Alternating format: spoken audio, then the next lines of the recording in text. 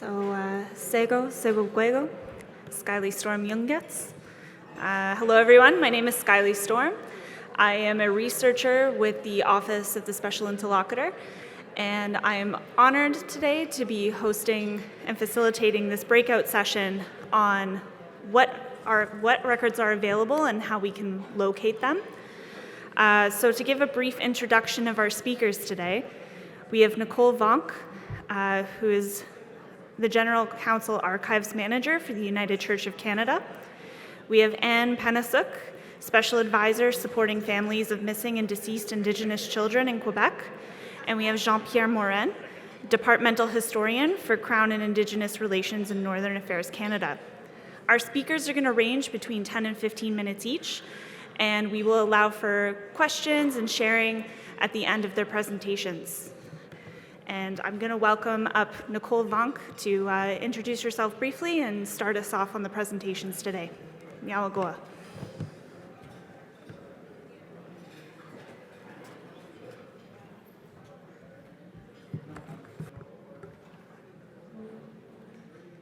Well, thank you for the welcome to the unceded territories, the Squamish, Musqueam, and Tsleil-Waututh nations. And thank you to the Office of the Special Interlocutor for organizing this gathering on data sovereignty. And I want to also extend my thanks to the survivors here today and the survivors that I've worked with over the years who have helped us determine our access strategies, and the survivors who are no longer with us.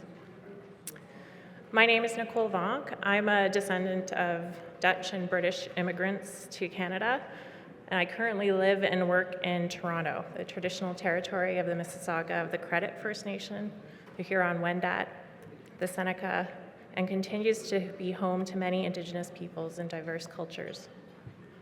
And I've been an archivist for the United Church since 2008, and throughout the events of the TRC, as Dr. Marie Wilson spoke about these events, I attended many of these in my capacity as an archivist to provide access to records, and those experiences were transformative, not only personally but professionally, to witness just how important records are to this work, and that the lack of records continues to cause harm and pain. So I've been invited today to share what kinds of records are in United Church archives and how to access the records of those colonizing institutions known as residential schools that the United Church operated.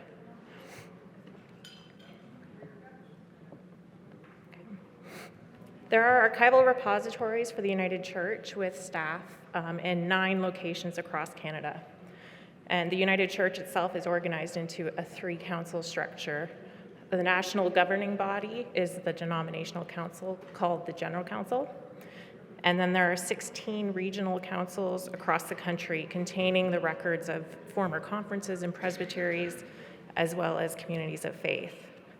And several of these regional council archives operate out of third-party institutions like universities or provincial and municipal archives. So the General Council Archives, where I work in Toronto, is housed with the Ontario Regional Council Archives.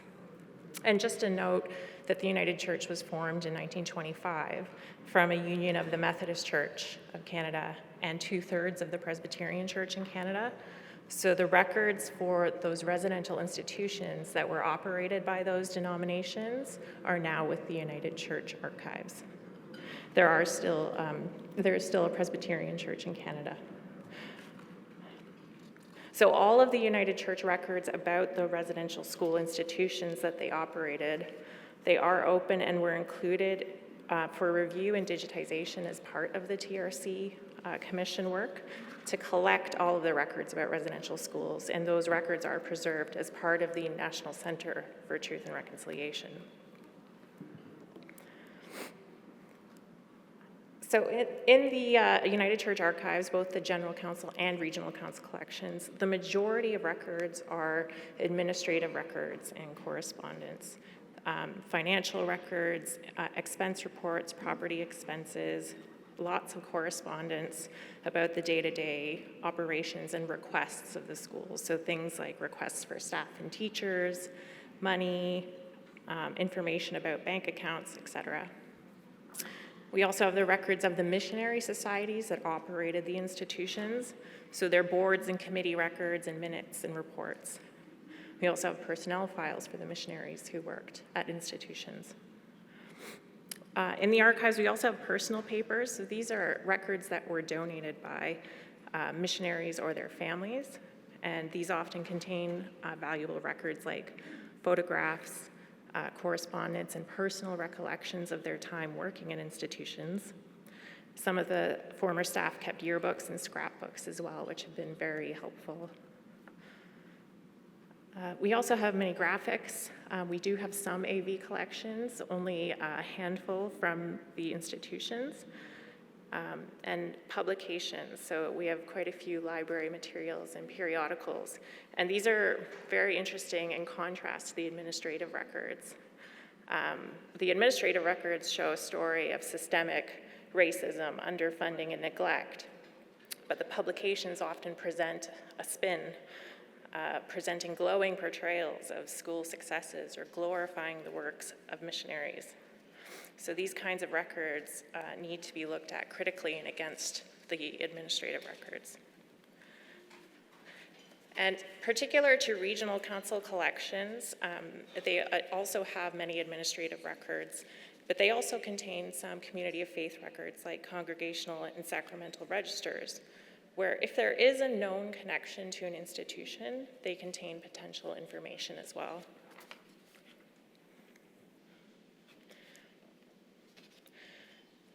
So over the years, survivors and their families have contacted the archives looking specifically for names and records that document attendance.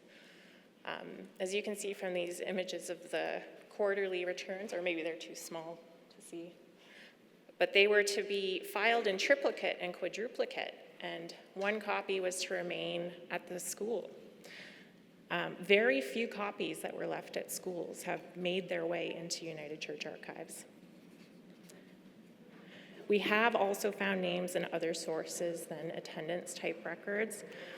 So over the years, there have been many researchers who have gone through these records and put together more information for the TRC. Some common sources are things like yearbooks and school lists. And this spreadsheet for the TRC document collection, you can see that we've found information in photos and letters and reports. So all of the records have the potential for names, but they are very time-consuming to go through and extract this information. And really, it highlights the need for more and more access to records across many archival collections and institutions to try and fill in these gaps. So while records have been open in person, there's the obvious barrier of having these records dispersed across many repositories. And as it was named earlier, they're often in institutions that are colonial and hostile and unwelcoming. There may be all kinds of barriers and forms to complete, incomplete descriptions. So there are all kinds of barriers to accessing records and archives. Over the years, there have been efforts to try and make information available online. Our first website focused on photographs and administrative histories of the residential school institutions. Just went up in 2010, just before the first TRC event. And a second website followed, upanddownthecoast.ca. And this contains photos of coastal BC missions to First Nations that were operated by the United Church and the antecedent denominations. And this is a broader collection, including day school photographs and what were known as medical missions and marine missions.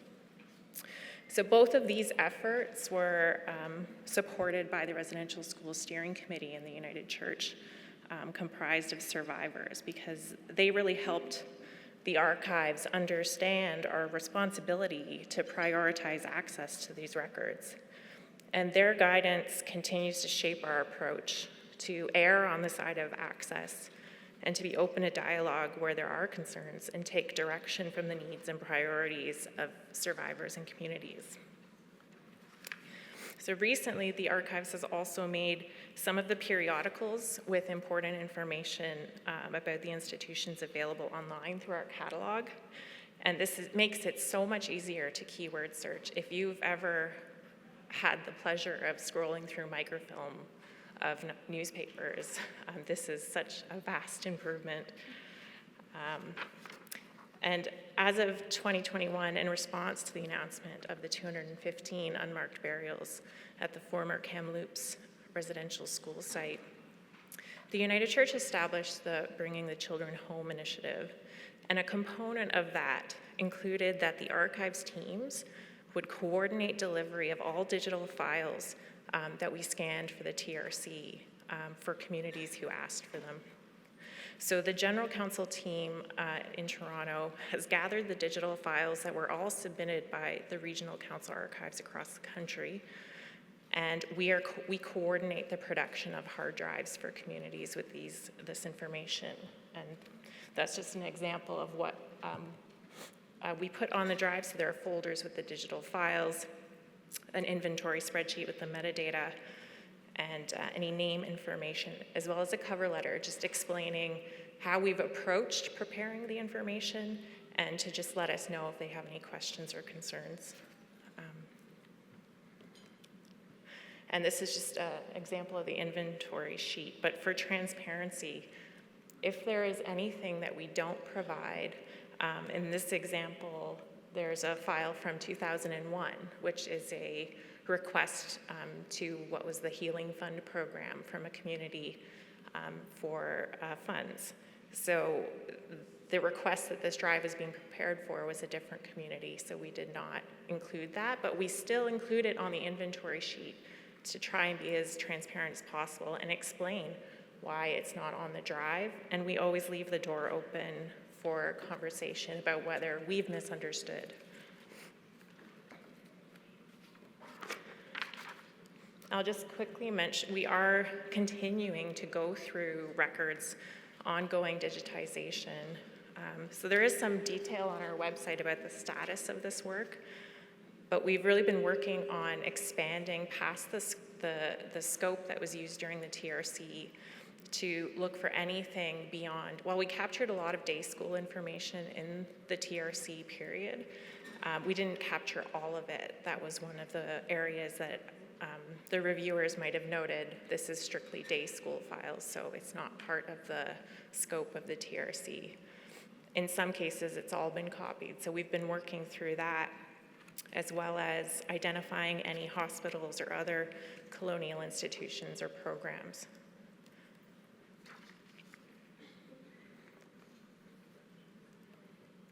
And just to quickly note that United Church archivists, I mean, like any professional archivists in any repository, we're passionate about preserving information and providing it, but we acknowledge that archival institutions are inherently colonial operations, and through their policies and practices uphold and reinforce colonial power and privilege.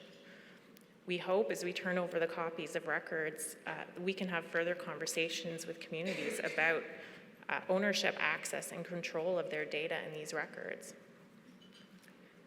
There are several policies we've identified needing to review, revise, or create, and we've already started some of this work, basing it on there's so much work that has been done in this field from everything from the UN Declaration on the Rights of Indigenous People to the recent Steering Committee on Canada's Archives response to the Truth and Reconciliation Task Force, OCAP, and ITK's National Strategy on Research. So we're benefiting from so much work that's already been done in this field to start to look at our policies.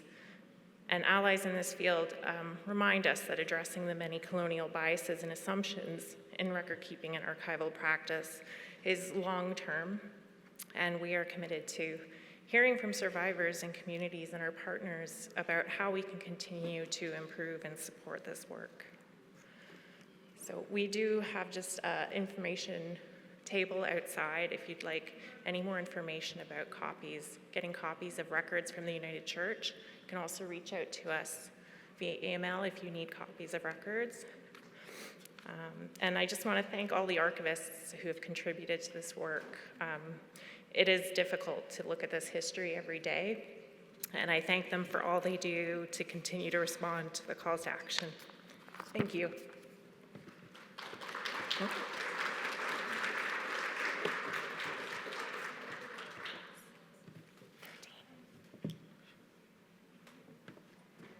Thank you for the presentation, Nicole. Next, I'm going to welcome up Anne Patsuk.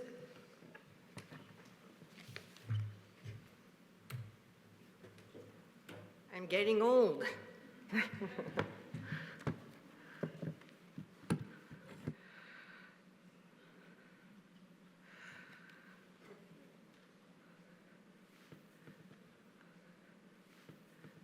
I'm very honored to be with you today, really. And I hope I'm going to be sharing with you what I think is a very positive outcome in this very difficult issue of looking for missing children.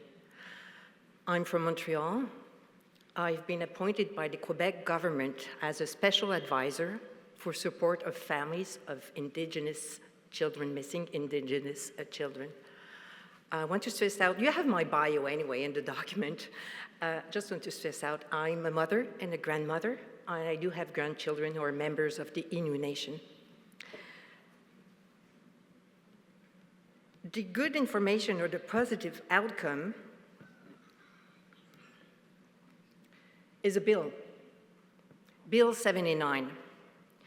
Bill 79 is in force in Quebec.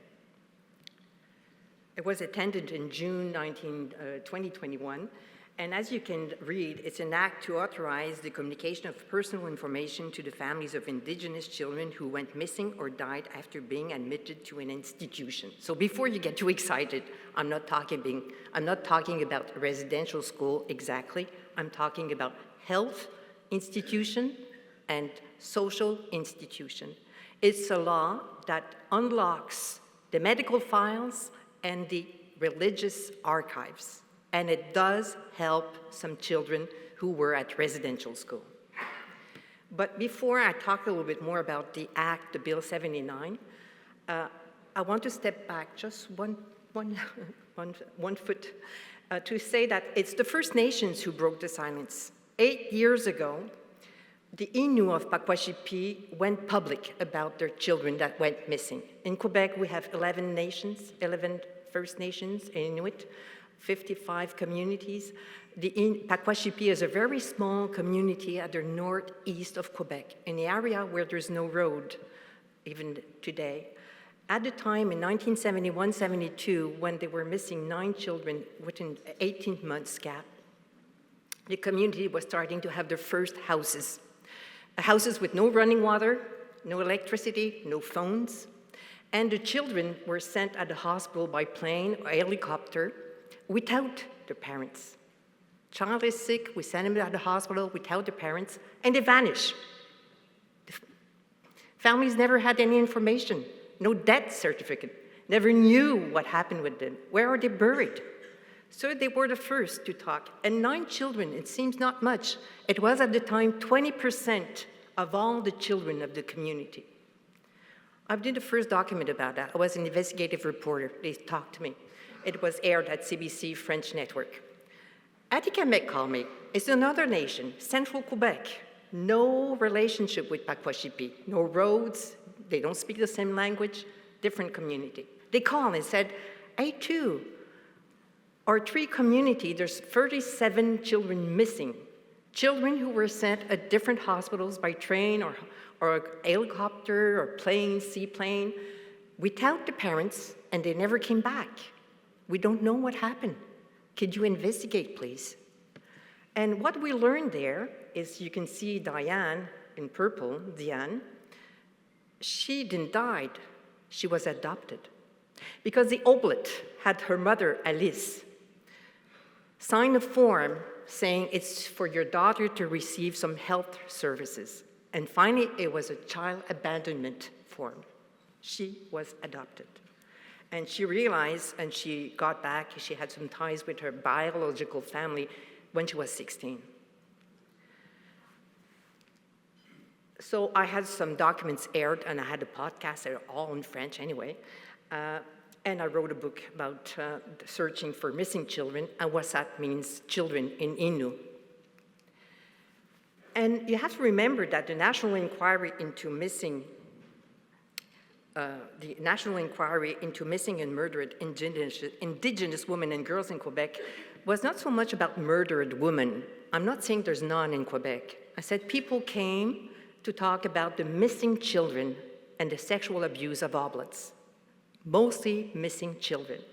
And you can see Françoise Huberthaus, Anishinaabe, one of the panel, talking about her sister and brother who went missing. And in her case, she realized that her sister was still alive 35 years after, and the parents never knew. They were never informed that the girl was still alive.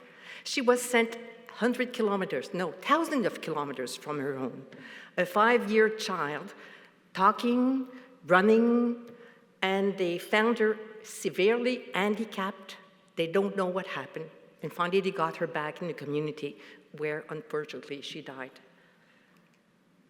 And we had a special report in Quebec, and a call of justice, which is very important.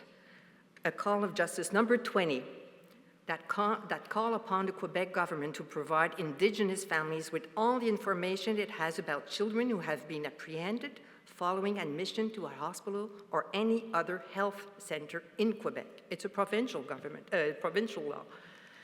At the same time, families were getting organized. Families of missing children were getting organized, and they do have an association called Awashak, and at Kamek it means Little Being of Lights. You can see the 4 colors of the medicine wheel, and the 7 sun peaks also representing the 7 values of the medicine wheel.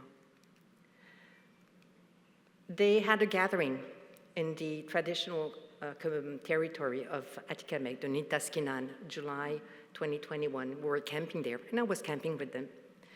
They were there, and what was incredible is that Innu of Pakwashipi traveled 3,000 kilometers to be there, taking the boat and planes and roads to be with them at the gathering and to share the griefs, to share their stories. They never met. Chiefs meet, but not the families. It was the first time you could meet together.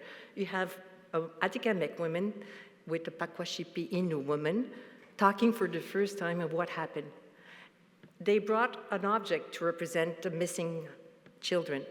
And you know what? I could see the guilt and the shame of the woman just melt. It was vanishing.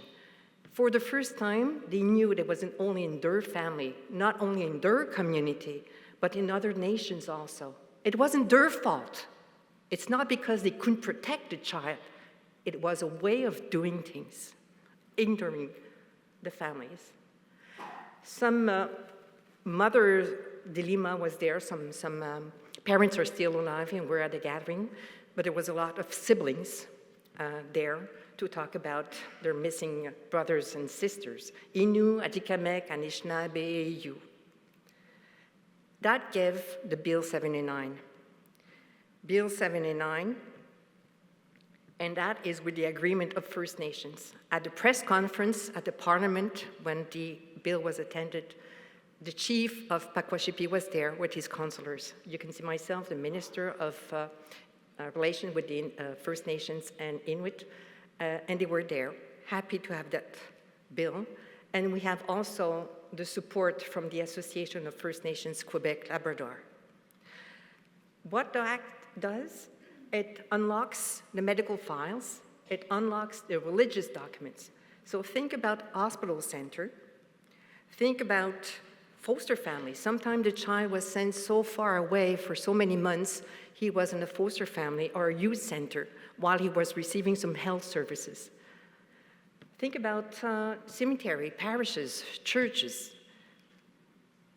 It's for all child who went missing before December 1992, and any family member of the child can request information. If the parents are no more with us, it could be the siblings, it can be a niece, an uncle, any member of the large family can request the information.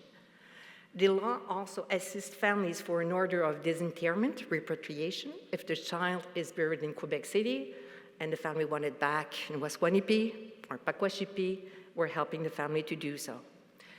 If the child is still alive, the law helped to find where he or she was adopted. we're three partners. There's a family support team within the Department of Relations with First Nations and Inuit. There's the Washak Association and myself as a special advisor, and we request the information. We're trying to find what happened with the children, that's for sure. But I want to talk about the Washak involvement, which is very important for me, because at first, the government thought that families would call the civil servant in Quebec and say, we're looking for a child. I said, oh my God, I don't know, it's a strange idea. We do have a trust challenge. I wrote confidence, but I think I should write trust challenge. I think it's obvious for you. It wasn't so obvious for the government at the time that families who have children missing after a residential school or a hospital, how can we ask them to trust a Quebec's bill, a colonial bill?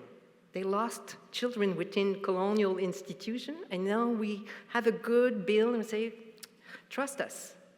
That can't work that way, that's for sure. So as a special advisor, I said to the minister, we have to go out and meet the families. We have to meet the families to explain the bill, but I'm not going there alone. I'm going with Awashak members. And you're going to be founding the association. They're having some money now from the government to get organized. They have employees. And I go in the different communities with them. So when I'm going there with François Zupertaz or Pierre-Paul Nicoué, and they're saying, you know, we're put on trust in the bill. We trust the bill. And we trust Anne Panasok. We're working with her. They express their trust, and we do it at the pace and the rhythm and the language of the different communities. An hour and a half at the radio, let's go. We do General Assembly for hours. Yes, we have to give the information correctly. And finally, the families also, they do sign to be part of the Awashak. And better than that, now they're giving a power of attorney to Awashak, not to the civil servant, not to the government, not to myself. They give it to Awashak. So when the support team, and they're very, very interesting women working there, they're very committed and they're working very hard.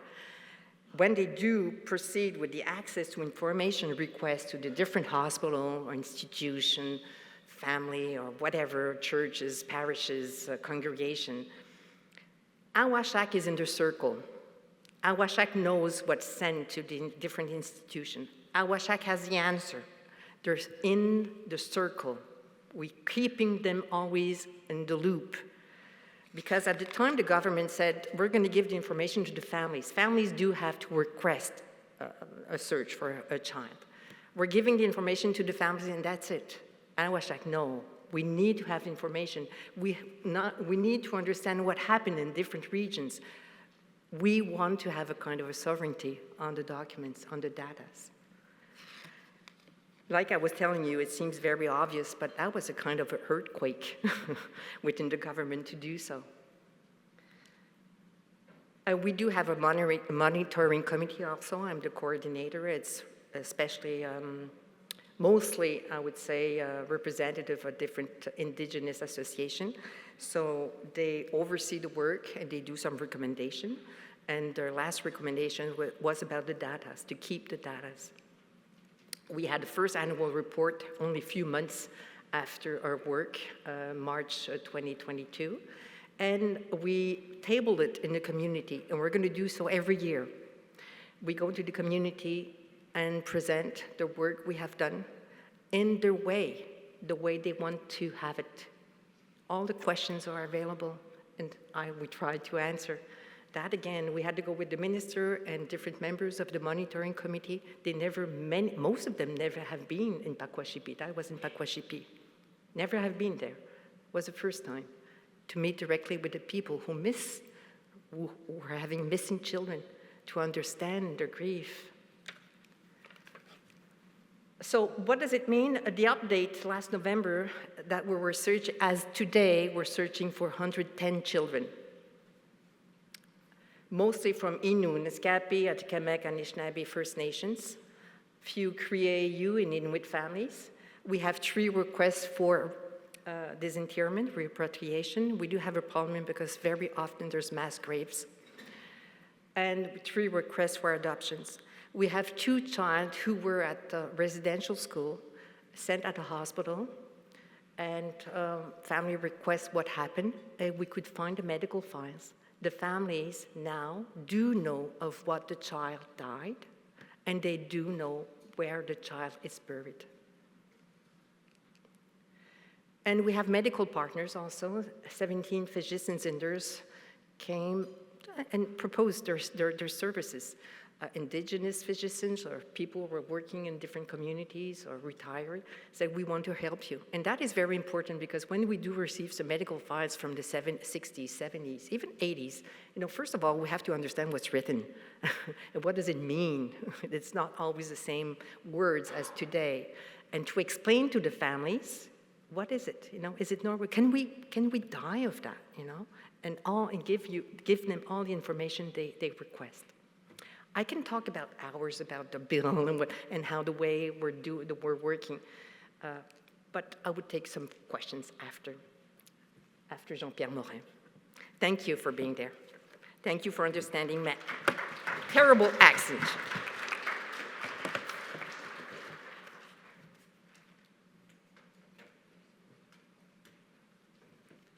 Yeah, well, thank you, Anne. And that was Anne Panasuk. The next presenter we have to round out this panel is Jean-Pierre Morin, and he'll introduce himself and start his presentation. Thank you, Skyly. Good day, everyone. Thank you. I'm Jean-Pierre Morin. I'm the Departmental Historian for Crown Indigenous Relations and Northern Affairs Canada, the department formerly known as INAC, and I have the inevitable? I don't know. I'm here to talk about the records of the department. I wish to start off by noting that I'm very honored and humbled to be here in front of you today, because I'm here to speak about your history as much as I am about my history as a member of the settler community. The records of the department are the record of how the Department of the Federal Government of Canada documented Indigenous peoples, recorded their movements, recorded their actions to control them, and to ultimately try to destroy their societies. And the department made specific note of preserving some of these documents and ultimately destroying them as well, just as was mentioned by Commissioner Murray this morning and the Special Interlocutor and others all throughout the day. I wish to also note and apologize in advance that some of what I will say might be hurtful. The history of our department, of the former Department of Indian Affairs, the Indigenous Services Canada, and Crown Indigenous Relations and Northern Affairs are still very clearly parts of the settler state, the colonial structures that were designed to actually control Indigenous peoples and ultimately try to destroy many aspects of Indigenous people's lives. So I'm here to try and talk a little bit about how these records were created, why we still have some records in the department, why some are not in the department, and ultimately discuss ways as to how others can access these documents. Just so we're clear, we're talking about the 260 years worth of records of the department, or the departments, whichever way you want to look at it. I will just use the singular for the sake of ease. These records date back to 1755, if not earlier. We are talking about some of the longest continuous set of records in all of Canadian history. No matter if you go to the National Archives and Library, you will find records that are some of the oldest that pertain to Indigenous peoples, used by settlers to record what is happening, what their interactions are. The records themselves cover almost every single aspect of the activities of the department, from treaty making, to sending children to residential schools, to imposing governance, to denying the powers of band councils, the imposition of Indian agents' roles on the lives of local communities, the decisions of the senior officials in the department, the information between clerks discussing the various aspects of how to proceed with these. The records of the department include almost everything that you could ever want to know or really didn't want to know about how government did everything it could to control these communities. The records themselves have been managed at different times over different periods by the different institutions that form the administration of Indian Affairs.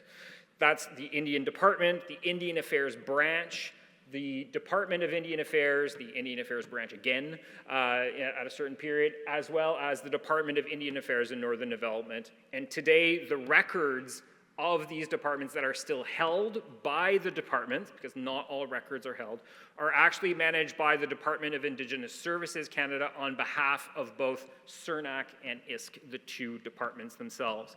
It should be noted that the majority of records that have been created over the 268 years of the history of Indigenous affairs, or Indigenous administration, or settler administration of Indigenous affairs, that's a better way, are actually not held by the department. The vast majority of those records have been transferred to Library and Archives Canada.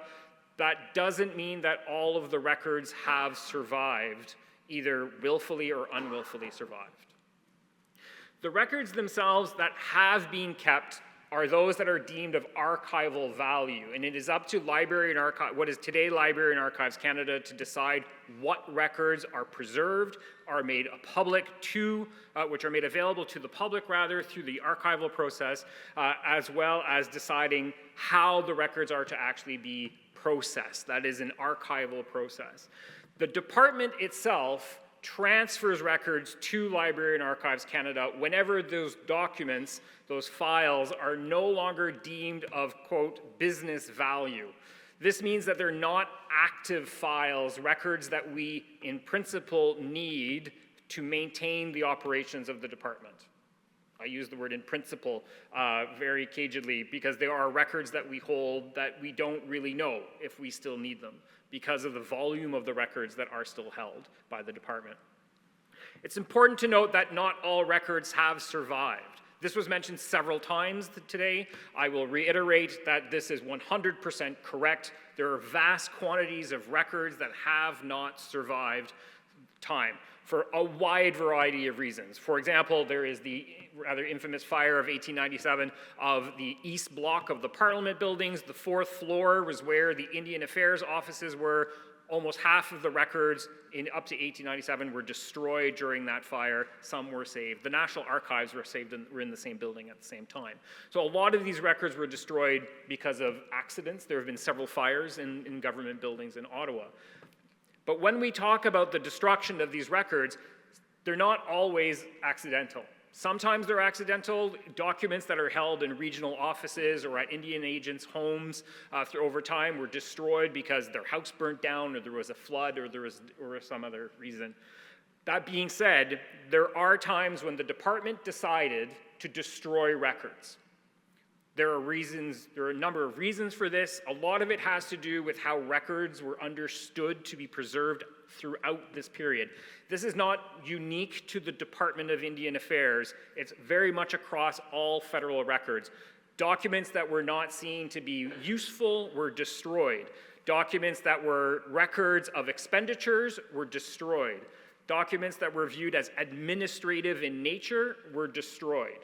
We were speaking during the previous panel, we were talking about following the money. There's this system called vouchers. It was literally, if you used to do raffles, you'll know what these look like. There's a perforated edge, and there's like a receipt on one side and a little stub. The stub was the record of the receipt, and these were used for expenditures. And these were deemed of no business value when they were destroyed at various periods over time.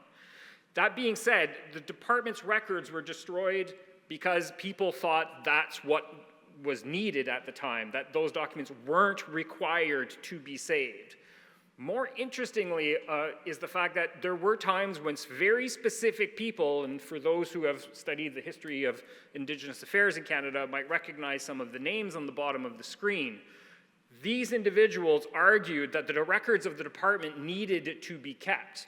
This is Lawrence Van Koonen, Duncan Campbell Scott, Hayter Reed. These are people who were at the top of the decision-making, and for those who don't know, Duncan Campbell Scott is probably one of the most terrible people in the history of Canada, in my opinion, as he is literally the architect of the residential school system.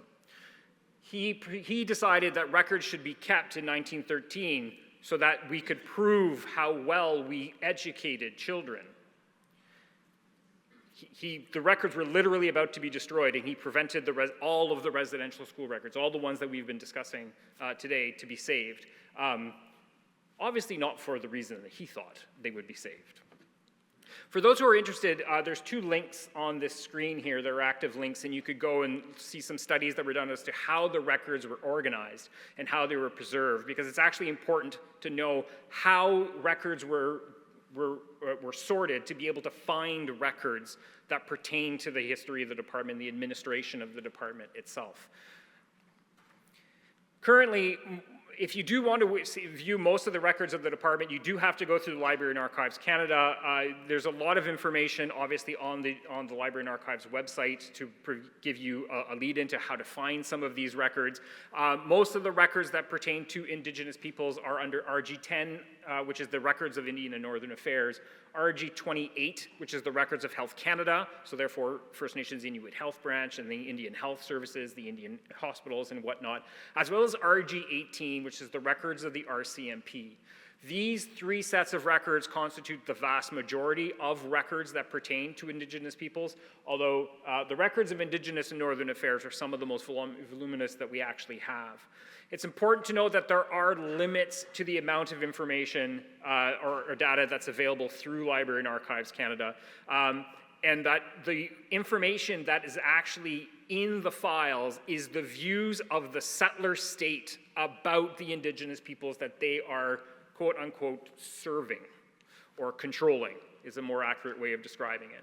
It is how the Indian agents viewed the communities, how the Indian agent viewed the relationships on the community, the relationships between communities, how the people in Ottawa viewed Indigenous peoples, and the lens through is there. It is in no way an Indigenous view of Indigenous peoples. It is a settler view of how Indigenous peoples are being perceived by the state. Once again, this is the part that is how the department's view has tainted all of the programs and the policies of the department since these periods here.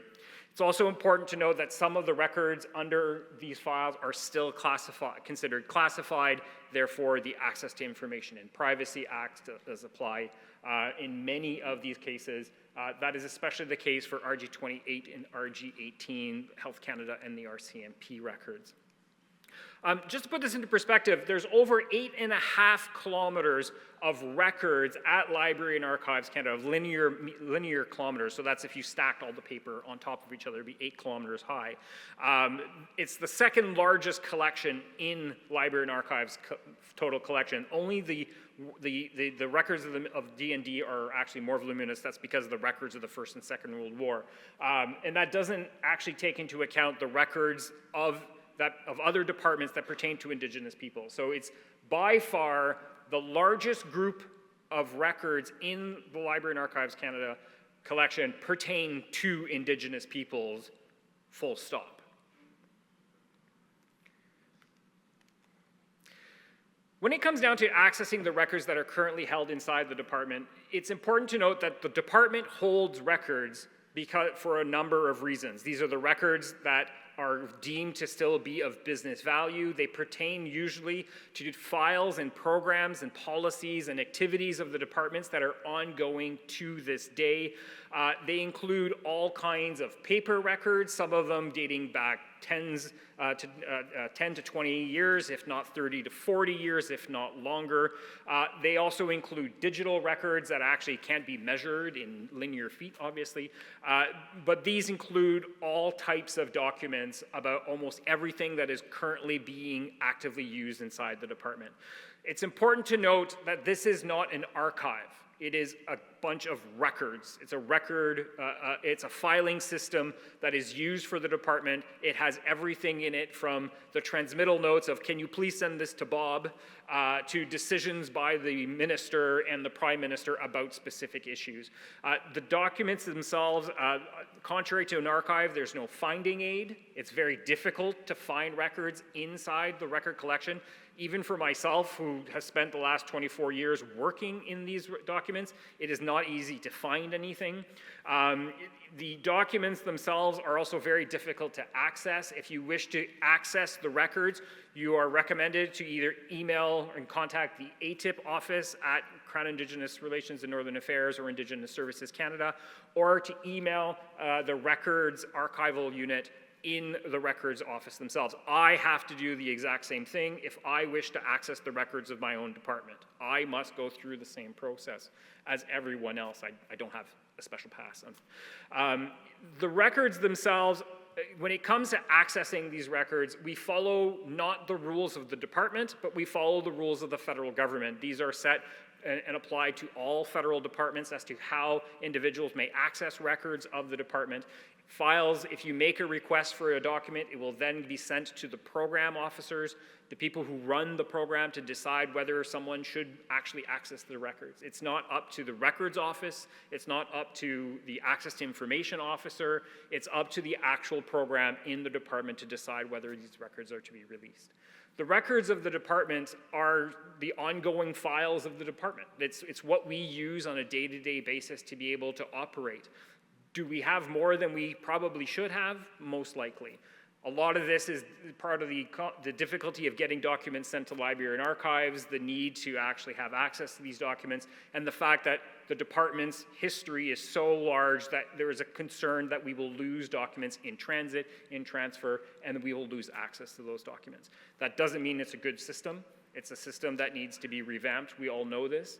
But it is a system that can provide some information. There are the file classification subject header documents, which we've provided to the special interlocutor, that are available to anyone that wants them.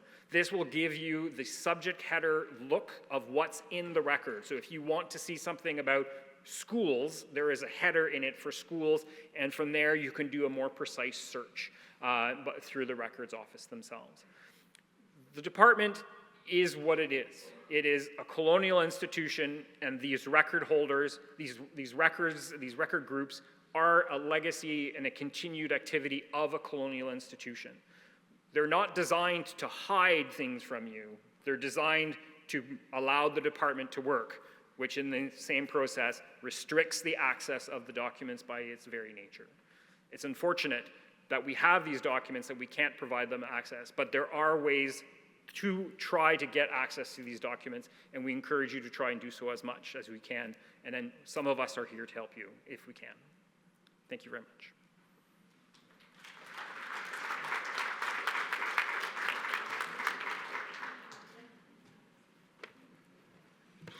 Thank you, Jean-Pierre. Now we will be opening up the floor to questions. I would encourage people to stand up and ask questions. We did have mics that are being brought out to the crowd, so I would encourage people to walk up to those mics and ask their questions or make their comments.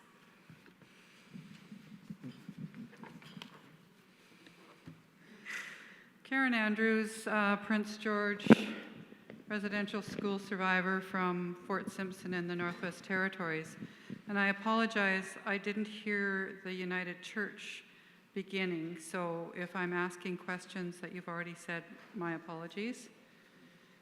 And if I'm asking questions that you've already talked about, again, my apologies, because my ears don't hear as fast as some of you talk, so my apologies again.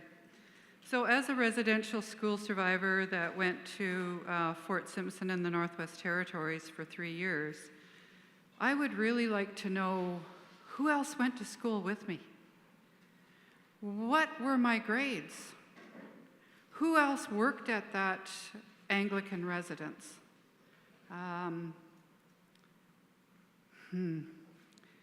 So, who were the supervisors that were there? I have virtually no memory of those 3 years, and I would love to get some back, good, bad, or ugly. So those are my questions. Is there anybody out there that can help me start this search? Hi. Yes, so my name's Nicole, and I would absolutely suggest contacting the Anglican Archives.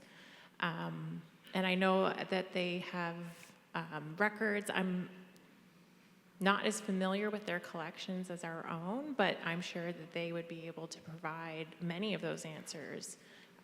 They have very similar types of records to the United Church, so they would have information on the former staff. They may have yearbooks and information on who attended. So if you'd like to stop by, I can give you contact information, and they are online, but I can direct you. And does that also apply for my health records? That's the one question I forgot to ask. The health records at the school? For me. So the school records, for sure, I would contact the Anglicans. Still The health them. records, Okay. I'm not sure. Okay. Anybody else got an idea on health records? We're good. Thank you for that. I will be contacting you after all the other 25 people want to ask questions. Thank you very much. Can I just shout for a second? Yeah. Just to say we did hold TRC hearings in Fort Simpson. They did hold TRC hearings in Fort Simpson. So on the NCTR site, the website, you can work your way through to find the hearings recordings. Work my way through the Truth and Reconciliation things. Yeah, you better come because I'm not repeating very good. And I was just saying to the very specific question that we did hold TRC community hearings in the community of Fort Simpson. I know that the recordings of those sessions exist on the website of the National Center for Truth and Reconciliation. I don't know if any of the NCTR people are still in the room. There were a lot of them earlier, but someone could help you find your way through that website, because you may find classmates or others in your same time frame that would help you put some of the pieces together. Another resource you might want to check out is directly contacting the archives of the National Center for Truth and Reconciliation, because they did collect a lot of health records from the Government of Canada. Additionally, if you provide a request for information to the federal government for your health records, they may be able to provide some additional information for you. And you had a question? Hi, I'm left over from the last session's questions. But it all pertains to everything that we're here today to talk about. But Onion, Indigenous, Mary, Musqueam, Culberts, and I'm from Kizikous First Nation in Treaty 4. And it was where St. Philip's Residential School was located, Fort Pelly, Crow Stand area. And we have one of our elders who's doing that work, Ted Cusace, here today too with us. But I'm the Treaty Commissioner of Saskatchewan, and I'm the first woman Treaty Commissioner. But I am the first Indigenous woman Treaty Commissioner. We built an archives a few years ago. So we have the only exclusive treaty archives that we know of in North America. We started doing residential school research for records, not intentionally. It was on requests of survivors, 60 scoop survivors looking for their heritage to get their status back. And we realized our archives can help people and not just be a place where historical documents sit and people can come in and view them. And so shortly after, the Kamloops announcement happened. And then we started getting more and more requests. And pretty soon, it's almost all that is requested of our office. And we have had a lot of barriers in accessing records, particularly the Catholic Church, the Oblates. So there was a bishop in Prince Albert, Bishop Hero. He announced he was going to release all the records that that diocese held. 2 weeks later, he was retired, and the now bishop there put up so many barriers. We had to bring in the politicians. I had to get chiefs on the phone with the Human Rights Commissioner, myself, and Bishop Bolin. Bishop Bolin was very helpful, but when you can come across one person being helpful in an organization and then the other ones, you're getting no help. So we had barriers put up in place, like me getting an email on a Sunday morning that I have to sign a 21-year NDA if we wanted any Oblates records and any of those Catholic records for Saskatchewan schools. And it was only particular schools that people were asking for particular information on. So of course I was very upset with that, and my staff dealt with it. I did not sign that NDA as a commissioner, and it's not even legal. My background before was a lawyer.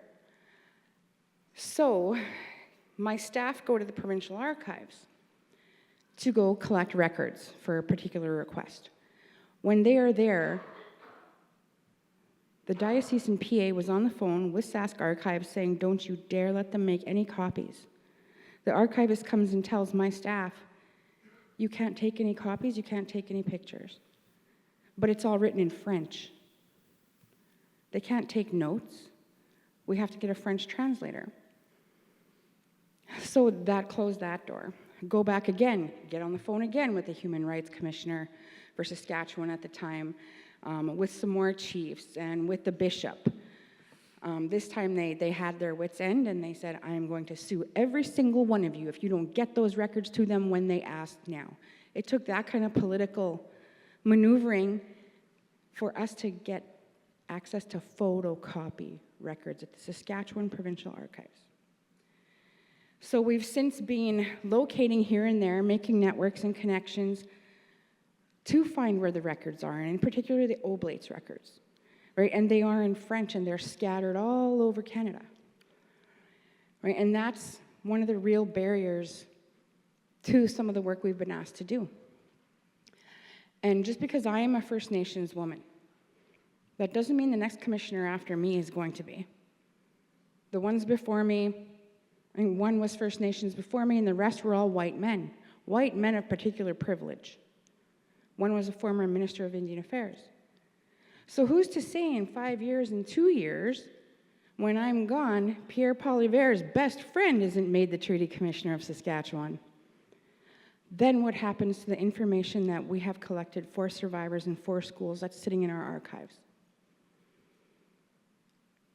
Because this is a federal government commission, even though I'm a First Nations woman at the head of it, people automatically look, well, there's an Indian there, so it must be a First Nations organization, right? But we're not.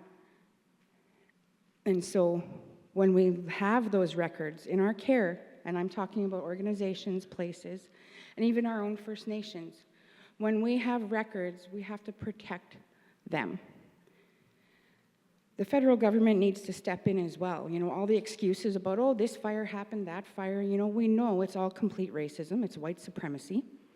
It was done in order to build this country and make everybody else rich, except Indian people remain poor and in poverty. So we know those barriers are there. And it's how do we protect this information now from being misused? We have misuse in the sense of, if we have nations who are going to do core sampling of anomalies, there's DNA there. So now we are all actively collecting data.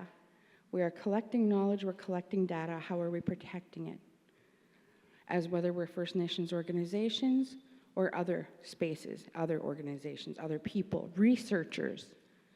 How are we going to make sure it's protected?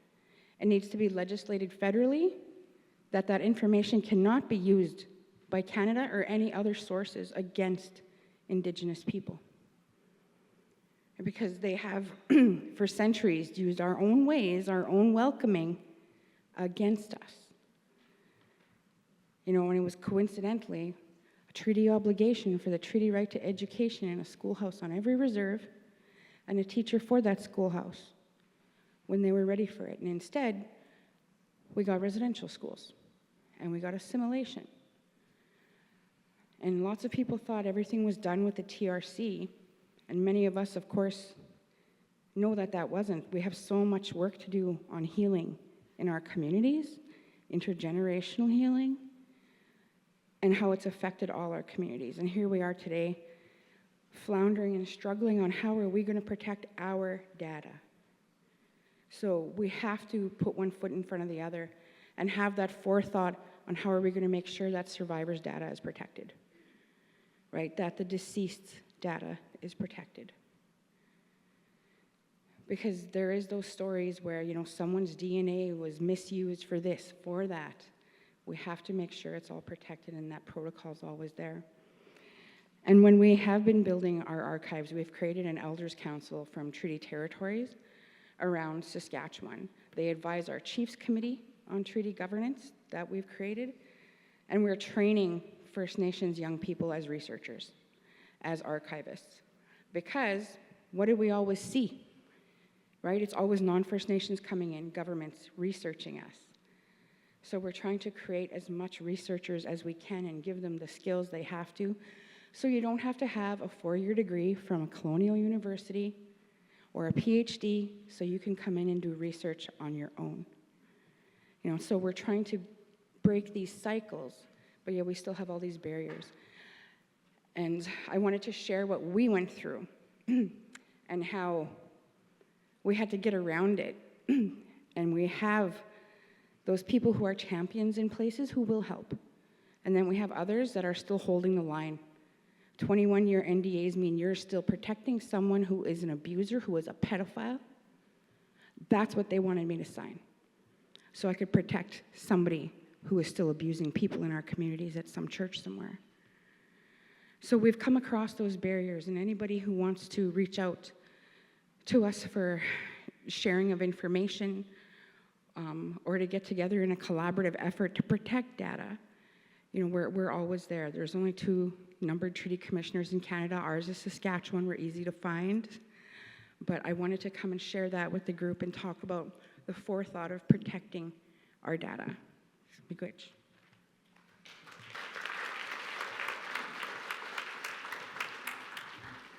Thank you for sharing that. I know that the Office of the Special Interlocutor, especially my focus area, which is archives, research, and how we can reform research methodologies and archival practice, that's at our forefront. And your story has been passed to me for our final reports and for case studies and for situations of that circular, frustrating process that you had to go through. So thank you for sharing. Did you have a question? Yeah, Or statement? I'll keep it brief. Hi, everyone. My name is Christy Sparkling Eyes. I just want to say thank you to the panel and all of the survivors and families for sharing their stories. It definitely is an emotional time right now to hear and to learn. But my question is, I am a residential school survivor daughter, and I've been disconnected from her pretty much my whole life, and she's deceased now. And from my knowledge, she was I know that she was in residential school, but I don't know where she went. And I'm still putting the pieces of my story together and healing and all of that. So my question is there a way to find this information without having, because I have looked on the site and you need to know the school that she went to, and I don't know. And I'm not sure I can get that information. And so I'm just wondering to find out more information about possibly where she went to school and a little bit about her history there. Is that possible for me, and how?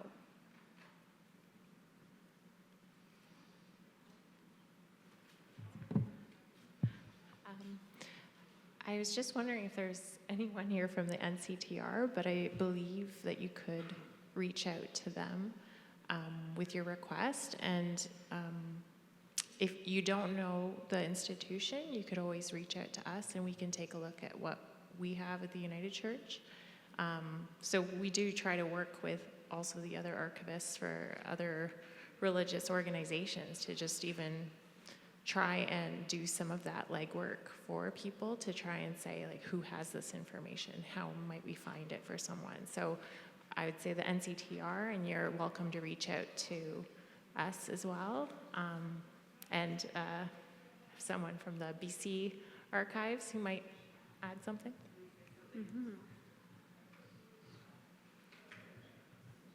I'm not from the NCTR, I'm sorry. I'm Genevieve Weber, I'm from the BC Archives, the Provincial Archives.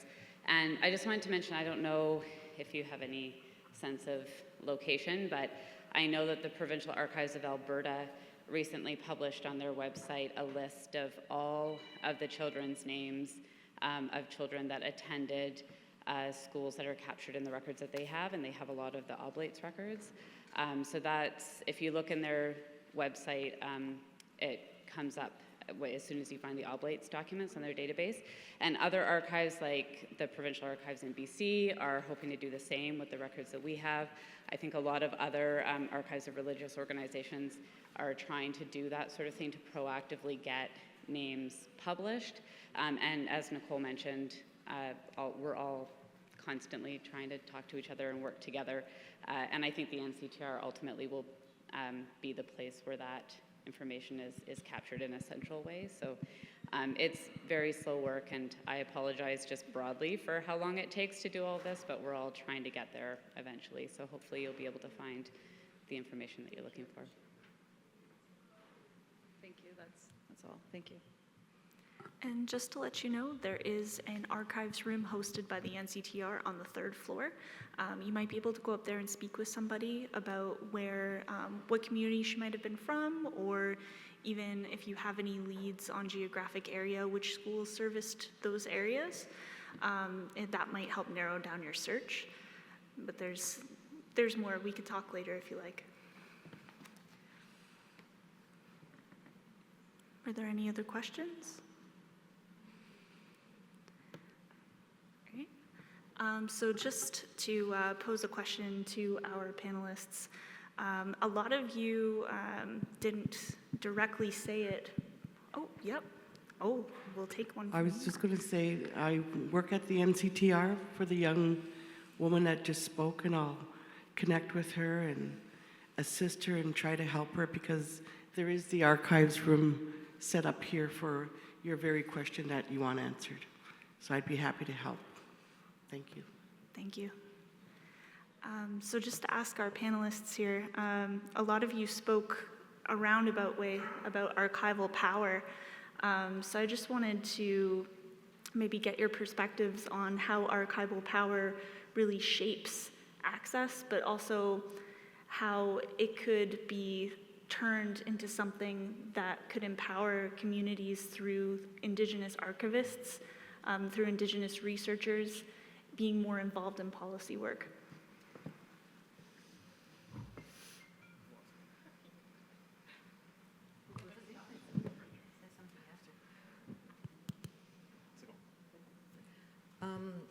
I don't know if it's the real answer you're looking for. I think we should stop thinking or hoping collaboration from the religious congregations or institution. They're not going to be collaborating very easily. Therefore, I think Bill 79 was a kind of a way of doing things. It's mandatory for congregations, religious archives of congregations, institutions, to open their books. They can't say no. It's mandatory. We need laws to oblige different institutions and religious congregations to open their books. Too bad, guys. You have to open them. That's it.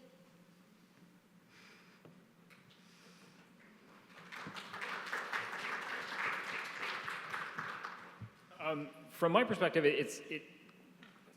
federal archives, provincial archives, or I'll use the term government archives, are, like all things of government, a bureaucracy, and they are trying to change. They're trying to change, and it is very, very slow, very, very incremental. And I would argue that the only way that they will change faster is through more pressure from those who are asking for access to the records. I think the Special Interlocutor's Office has an opportunity to comment on some of these things going forward. And ultimately, the will is there inside Library and Archives Canada, speaking federally, to try and open it up as much as possible. But there are other rules that prevent Library and Archives from moving as fast as it would like. And that is, back to the previous point, a question of law. And a we historian like me doesn't have the authority to change that law, but the people we elect do.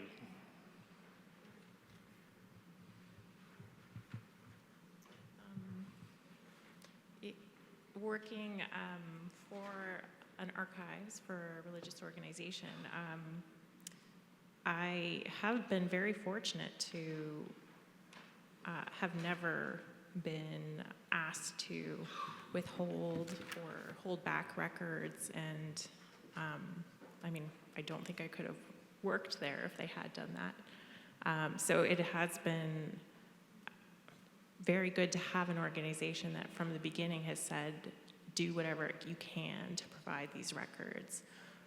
And of course that was for the TRC, but even now they're supporting us. And this process of providing the digital records is completely new to us. We really have not had experience. We've had to learn over the last year or so how to do it. And it's been a learning process. But we'll just continue to try and do what we can to push it out. But I do think that, you know, archivists and archives do have the power to push and to say, you know, this isn't something we've done, but we can do this. We can make things accessible. And I realize that not everyone is working for an organization that has given them the ability to do that. But I think with those laws and that pressure, then that may start to change. Thank you. Were there any more questions from the audience? Yes? Hi, my name is Stephen Lands, and I'm with the Macintosh Church. This question is a little outside of the data for the missing ones. What I'm wondering is, would the Oblates release information of the administration that ran the school, the father and the nuns, for future in our search for the coroner and subsequent investigation? So my understanding is that any records, please, this is my understanding as a historian, is that those records would have been released as part of the NCTR's, the TRC's release of documents and the various rulings that have come after, as well as the current review that was announced by Minister Miller, Minister of Crown and Indigenous Relations, to go through all of the records again to find whatever remaining records might not have been released and to release them to the NCTR, so that any records that pertain to the schools in any nature are not being held by a federal institution, and they are all been transferred to the NCTR so that exactly as you asked, they can be accessed for the purposes that survivors need them to be. That's the plan. Okay, this would not go to protect the priests and the nuns, would it? Like, they would release all information, should we ask? I don't know if the United Church had any problems with that, like releasing information of who ran schools and who didn't. Yes, so for the United Church, all of that has been released to the TRC, and we continue to give that information to anyone asking about who was the principal, who was in charge, the names of individuals who were. There's a website for that? Yes, so you can contact, we're actually just outside too, so if you come by, we can show you how to access our records, and I think Genevieve was going to add a comment about the oblates. Yeah, you were specifically asking about the oblates, and Raymond Frogner mentioned in the last talk that they've been working with the oblates to get all of their records, and the one thing that they haven't yet agreed on is the transfer of the personnel files, which are the files on the priests, but they're working towards that, and my understanding, we also work closely with the oblates, is that they are intending to do that, but they haven't got there yet. But I think the intention is that they will make available all of the personnel records through the National Center for Truth and Reconciliation, but it just hasn't happened yet. Okay, I'll get that information, no problem. Yeah, and I think the National Center will post it on their website, I would assume, as soon as it happens. Okay, Yeah. all right, thank you, that was my question. Did we have any more questions from the audience? No? All right, so we have about 10 minutes left. So I will ask our panelists here for quick final remarks. What are some ways in which to start for people who may be not familiar with the colonial construction of archives and all the different repositories that you've mentioned today, that these records are spread across, even just for one school? What are some great resources for people to check out to get them started?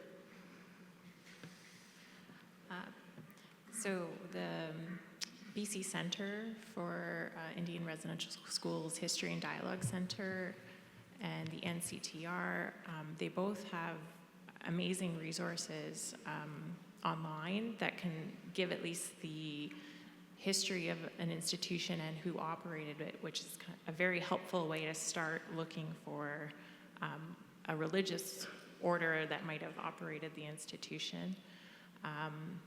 But I think there has been work done to try and put together, through the Association of Canadian Archivists, information about what archives are out there. But it continues to be a challenge, I think, because every archives also operates differently, may have different information on their website. So as archivists, I think we have work we could do to make it easier for people to get access to this information. And I know that there are a lot of archivists who want to do this and would be motivated to, and it's something that, if we could get time and energy for, I think it would be a really valuable resource.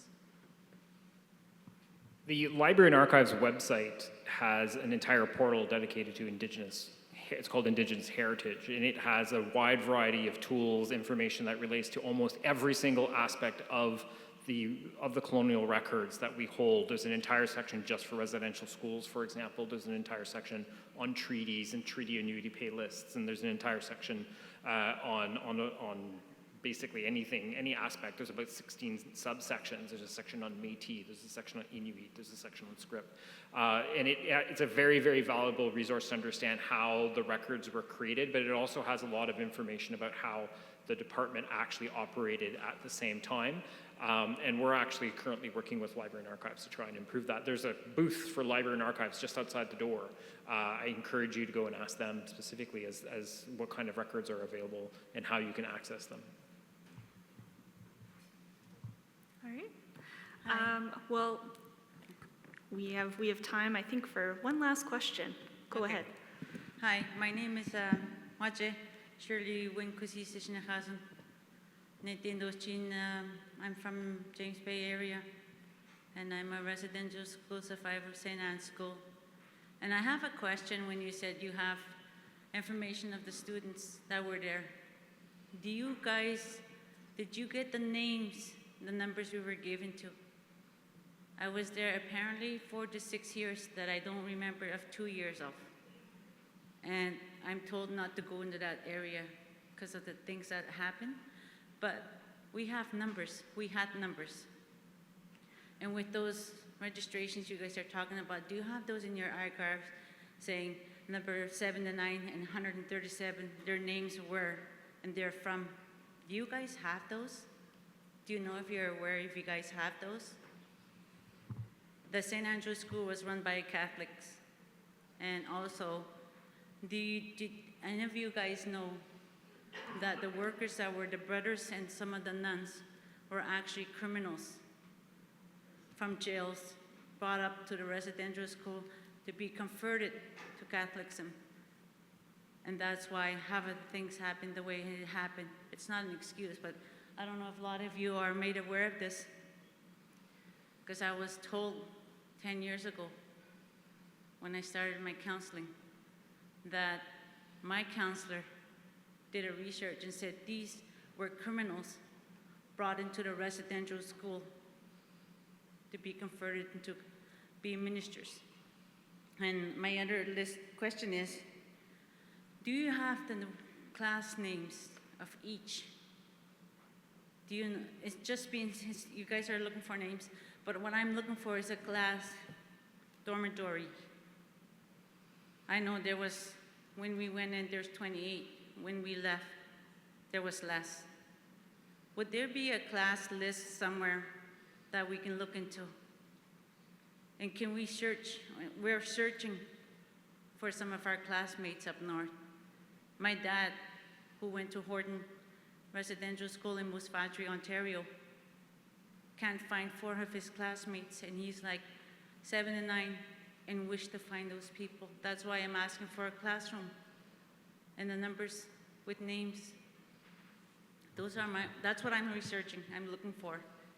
And the other thing was medical. Do we have to ask for a form for our own medical? Today it's so easy to sign a paper and say, have it transferred to my community. Why I'm asking is, how many of my classmates, how many of my siblings, how many of my community up the coast had kids, had delivered in the hospital? I know we did. We just can't remember. And if it's in the hospital, that's what I'm looking for, why I'm looking for the medical, the classmates, the workers. And you're talking about DNA. Because I know my grandfather found a suitcase of babies. It had nothing to do with religion when Cash and Fort Albany split up. It was running away with their kids into the bush. And this is my own grandfather who was told when a child was being drowned, you help, you say anything, we'll take your child. This is why I'm looking for a classroom list. Names, not numbers, and the workers. Because half of our family look more, no offense to anybody, white than native. This is where it comes from. These are the kind of questions, and if it's just easily, it's just walking up there like you guys say, will I find it? And we just started a program in Fort Albany, Ontario. It's called Nigianan, means going home. And we're going to be doing events in February to bring home those that we're missing, that we can't find. We don't know where they are, because we knew when we left, we won't see each other. Dad survived. I was blessed that there was 5 of us, and 5 went home. We watched a friend, there was 3 of them. 2 went home. They were just told, your brother drowned, but there was no body. Those kind of things that bother me. And so, if I go there, will they have those kind of information, or is that another process? All right, and thank you. I think really the only starting point is the NCTR archives. And once again, on the 3rd floor right here, they've got information that should lead to that, to be able to help you start that process. I can't specifically say if the class lists that exist for your class have survived. If they were preserved, I don't know, because I don't know the records of every single school, let alone most of them. The NCTR is really the best place to be able to help you start that process. They would be best placed to be able to help you identify which school, which period records exist, and how you can actually access the records of the school. Relating to health records of your community, if it's not specifically related to the school itself, I'm not quite sure.